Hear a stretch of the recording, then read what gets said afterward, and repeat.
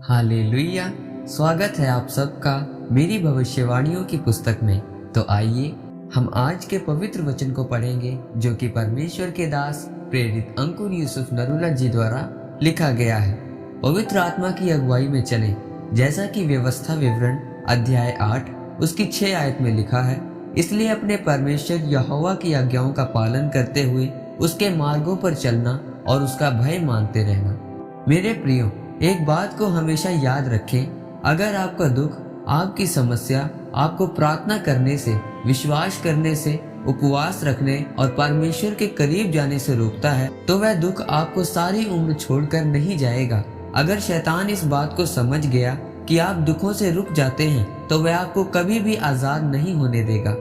अपने दुखों में रुकने की बजाय अगर आप प्रार्थना करेंगे और आत्मा की अगुवाई में चलेंगे, तो आप अपने जीवन में परमेश्वर के छुटकारे को देखेंगे। मेरे प्रियो, अपने जीवन में दुख परमेश्वर की ओर से आपको ऊंचा करने और परमेश्वर की महिमा दिखाने के लिए होते हैं। बाइबल में लिखा है कि यूसुफ को परमेश्वर ने उसके परिवार से अलग किया, उसको गड्ढे में फेंका गया। यह दुख उसके जीवन में क्यों आया? बल्कि परमेश्वर ने उसे दर्शन देकर कहा था कि मैं तुझे बढ़ाऊंगा, तुझे ऊंचा करूंगा, तेरे परिवार वाले तुझे दंडवत करेंगे।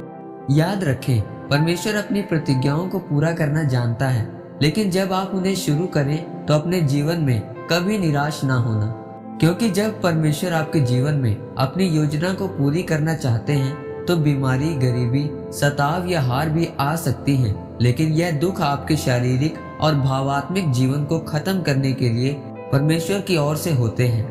उसी तरह से जब आप मूसा के बारे में पढ़ें तो लिखा है कि मूसा भी अपने माता पिता परिवार से अलग होकर फिरौन के घर में ना पहुंचाया जाता, तो उसके दुखों में आने के बाद उसके अंदर यह बात कभी ना आती कि मैं अपने लोगों को छुड़ाऊं और उस वायदे की जमीन तक पहुंचाऊं जिसको देने का वायदा परमेश्वर ने अपने लोगों के साथ किया था।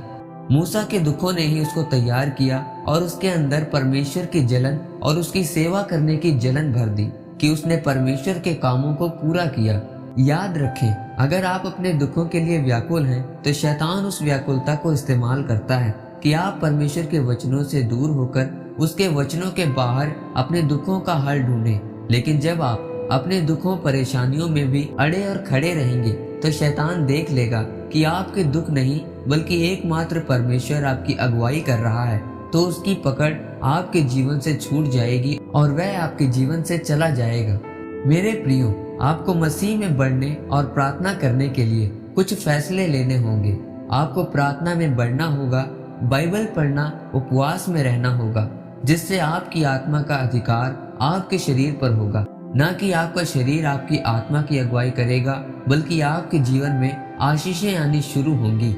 जब आपकी आत्मा आपकी अगुवाई करती है तो अगर आप शरीर के अनुसार चलोगे तो वह चंगाई और आशीष आपके जीवन में कभी नहीं आएगी, जिसके लिए परमेश्वर ने आपको अपने पास बुलाया है।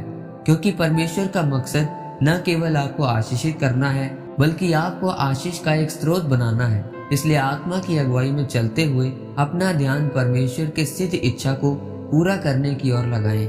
जिस इच्छा को पूरा करने के लिए परमेश्वर ने आपको चुना और अपने पास बुलाया है, हमेशा परमेश्वर के वचन और अगुवाई में चलें। परमेश्वर इन वचनों के द्वारा आपको आशीषित करे। आमीन।